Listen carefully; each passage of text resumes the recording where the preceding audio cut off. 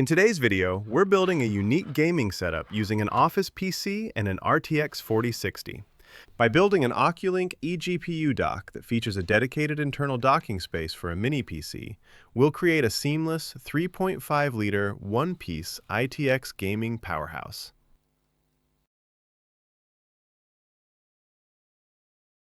Last year, I found a way to add a GPU to my HP EliteDesk 800 G4 by designing a new housing case and PCIe bracket to install a GPU directly into the PC case while using a Pico PSU to feed the GPU power.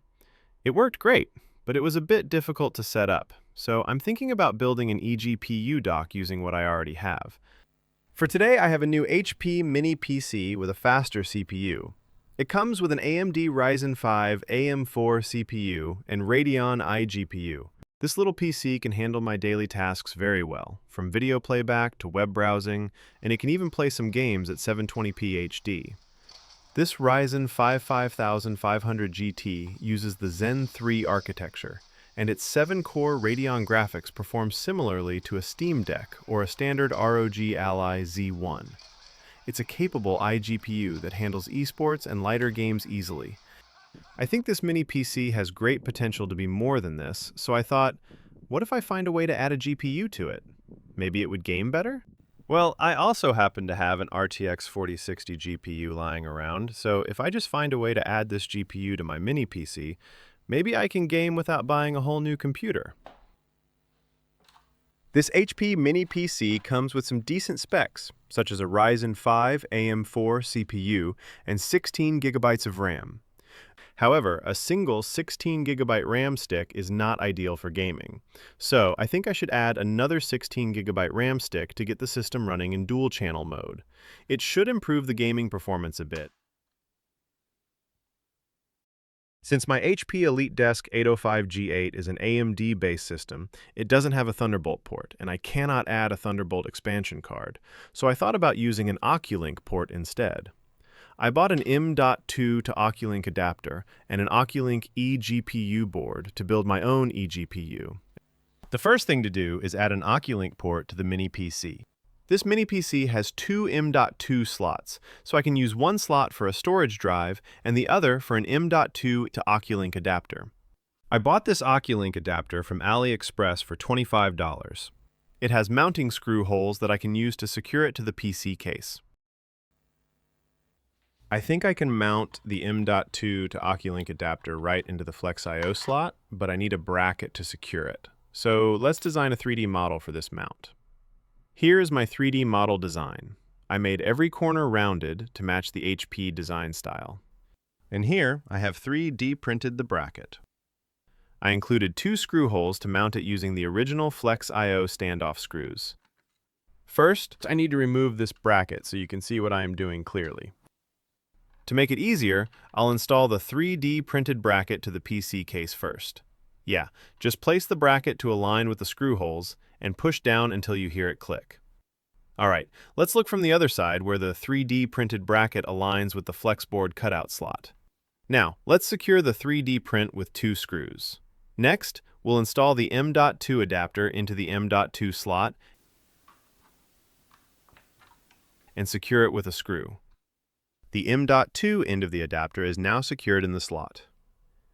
Next, let's take the other end of the adapter, which is the Oculink port, and place it into the 3D printed bracket.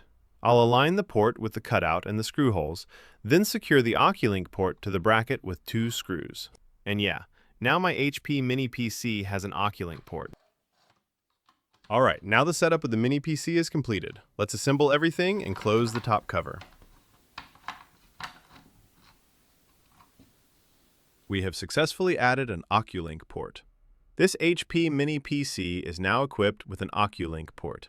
This proves that DIY lovers can create something that the OEMs don't provide. Now the next thing to do is build the eGPU dock. Previously, I set up an eGPU for my Dell mini PC. It provided great performance, but I wasn't quite satisfied with it. As you can see, there is no protection for the GPU. If something hits the GPU fan blade, it could be game over. So I created a new eGPU by designing an enclosure for it. My mini PC setup saw some improvement moving from an open case eGPU to a protected case, but there are still too many things on the table. I'm thinking if I design a new eGPU case that has a dedicated space where I can dock the mini PC inside, it would be much better. So now, let's design that case. I designed this eGPU case with dimensions of 106mm by 184mm by 184mm to fit my single-fan RTX 4060 GPU.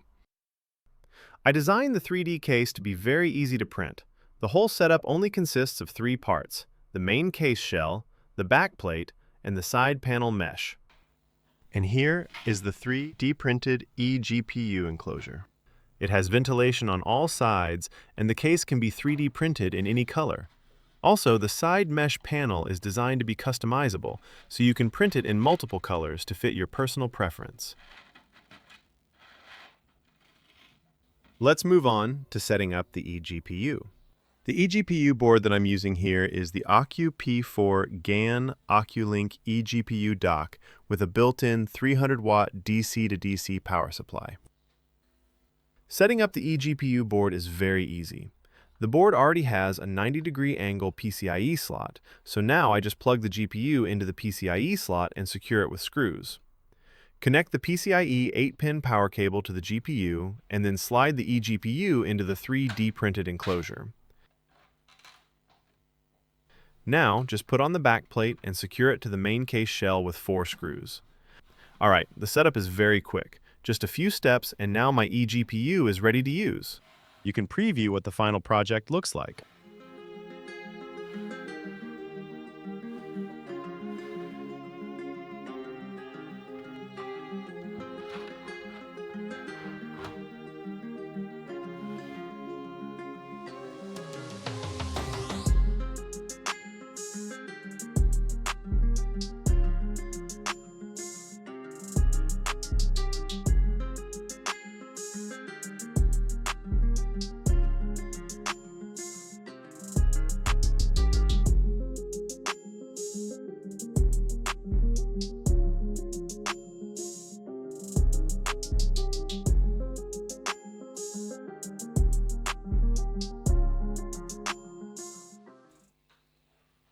The eGPU dock can be connected to the mini PC with an Oculink cable.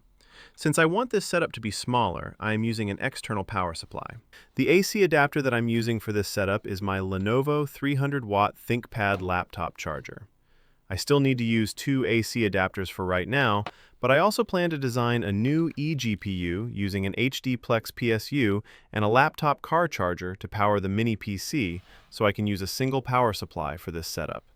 However, the price for that might be more expensive, so using the 2 AC adapters that I already have saves a lot of money. This eGPU setup can also be used with any mini PC that has a built-in Oculink port.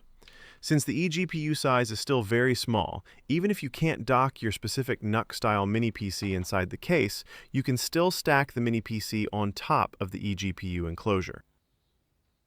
Let's turn on the PC and check the system to see if the upgraded parts and the eGPU connection are working properly. Alright, we have an AMD Ryzen 5000 CPU, 32 GB of RAM, Radeon graphics, and the RTX 4060 GPU installed on this PC. Now let's run a CPU stress test with CPU-Z. Please keep in mind that the AMD CPU installed in this PC is a 65-watt chip. During a heavy load, you will see the CPU temperature reach its thermal throttling limit of 95 degrees Celsius. This is because this mini PC is equipped with a very small CPU cooler.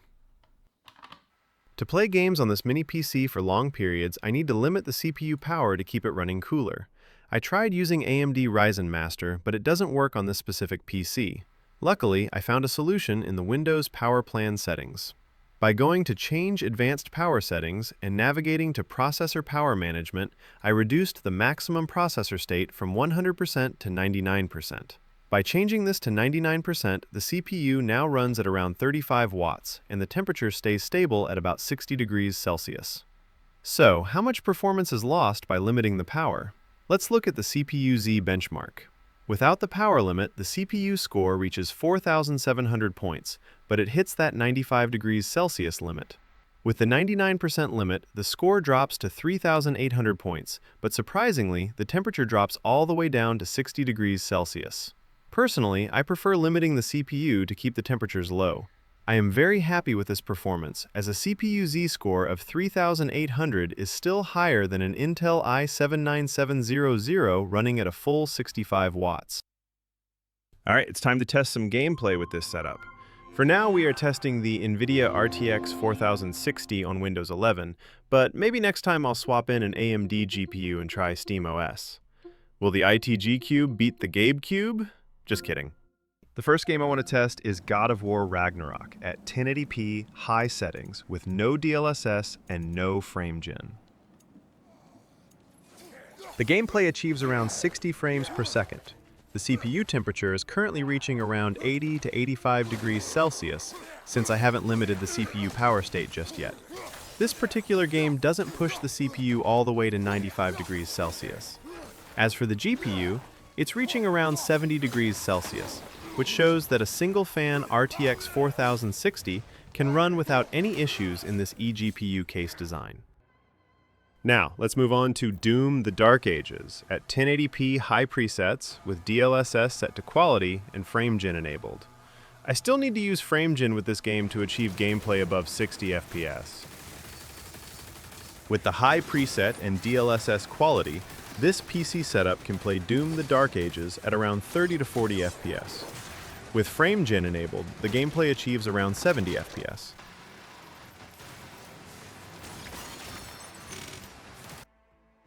Now, let's move on to Cyberpunk 2077 at 1080p high settings without DLSS or FrameGen.